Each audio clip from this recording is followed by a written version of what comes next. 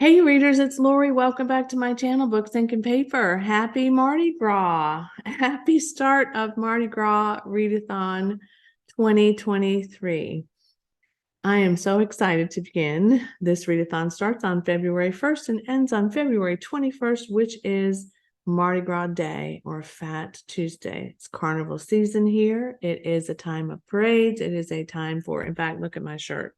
She is clothed in beads, a feather mask, and eats king cake without fear of the future. And that kind of sums it all up. My little shirt is wrinkled because it sits in the drawer for a year. I should have ironed it for you, but it's all good. I got my Mardi Gras earrings on today that a friend made for me a couple of years ago. And so we're pulling out all the Mardi Gras stuff and we are planning out our parades, and I am planning out my TBR for this readathon. So join me as I tell you briefly what I've chosen for this first readathon for these 10 prompts. So the first prompt is to read a book about royalty. I am taking a few liberties here, and I'm going to read Midnight in the Garden of Good and Evil by John Berendt.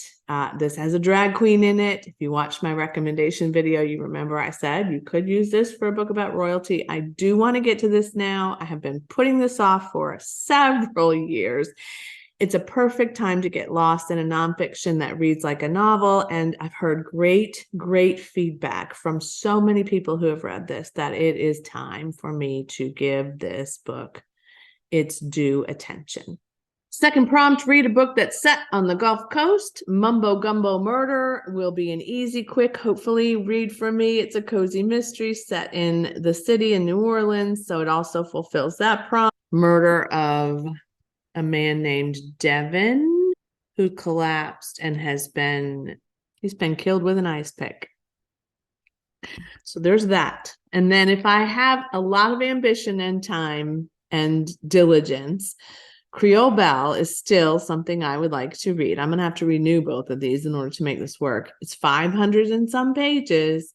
Dave Robichaux novel. Never read anything by James Lee Burke, but I would like to read this one because it's set in New Orleans and people talk to me about this all the time. And I shouldn't be afraid to read a thick book. I could probably listen to it as well, right?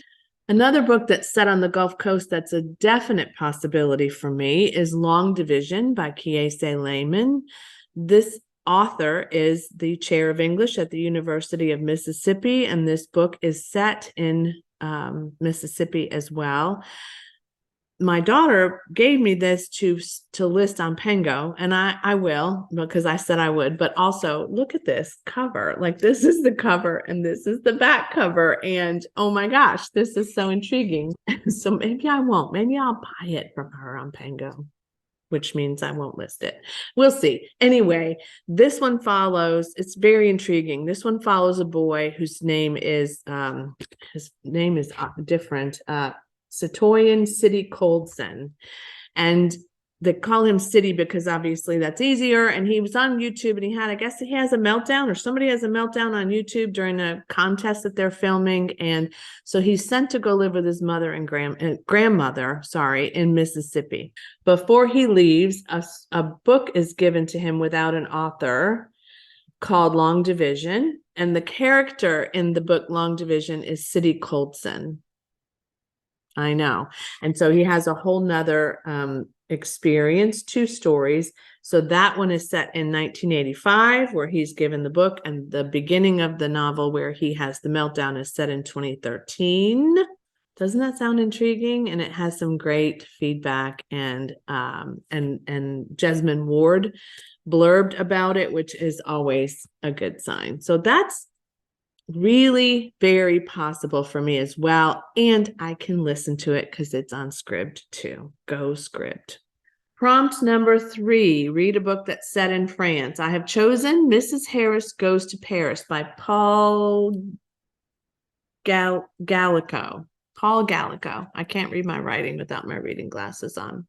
This one has been of interest to me for a while. I love Leslie Manville, and Leslie Manville is in the adaptation of this into film.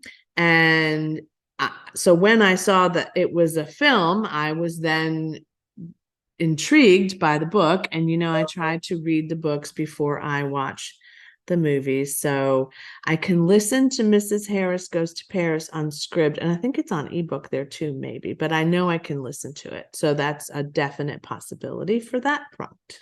Number 4, read a book that's set and completes in one day. Maria Semple's Today Will Be Different was in my recommendations video.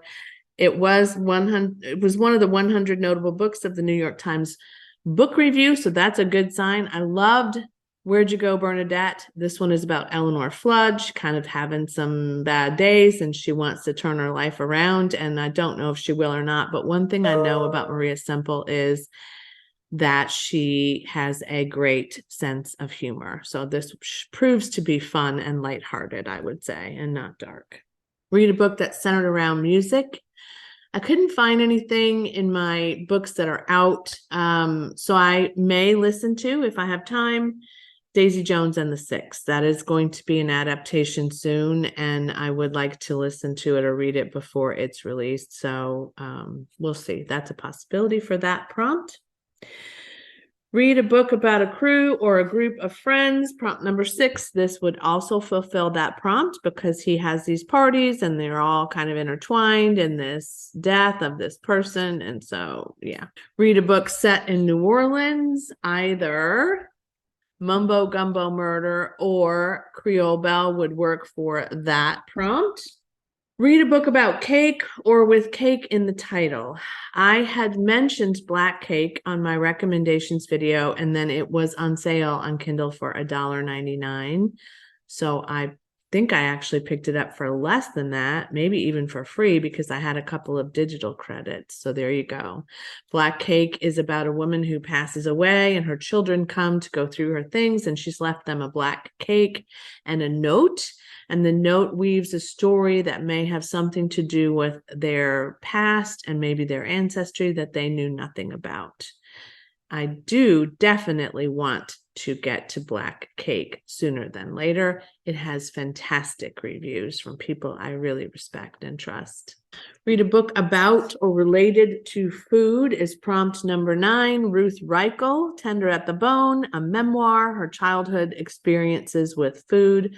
Ruth Reichel is an editor-in-chief for Gourmet magazine, and she writes some other things and is really connected to the culinary world. I bought this a while ago. I was going to read it for an online book club. I didn't. So it's not long, and memoirs are usually a pretty fast read for me. We'll see though, because this is 21 days and I have a lot going on. And then the last prompt is read a book about a ball or an elegant event. And we're going to go back to this, Midnight in the Garden of Good and Evil. Although there might be balls and elegant events in Mumbo Gumbo and maybe even in Creole Belle. You never know. You just never know. But this one will definitely fulfill that prompt. 8 books. If I read Daisy Jones and the Six, fulfilling 10 prompts. And that's a lot. Wish me luck. Let me know what's on your list. Several of you have posted in the other video about what you plan to read, and I'm excited about that. I love the suggestions. Some of them have made me want to reread things or to get to something I have not read. So thank you for that. Those of you who haven't, feel free to put in the comments what you think you might read, or just cheer me on and cheer everybody else on, whatever you want to do. I may vlog, or I may just take some photos, and when I do a wrap up, I'll pop them in. So we'll see kind of how my life goes. But thanks again for joining me. Thanks for those of you who have subscribed, liked, commented, shared, and those of you who are new, if you subscribed, I would love it. Click the bell on the notification bell at the top of the browser so that you can get a notification every time a new video is posted. Some of you are coming back as my subscribers before and followers before, so I appreciate that. So happy Mardi Gras season to each of you. As we say here on the coast, laissez bon temps rouler. Let the good times roll, and happy, happy reading. Bye.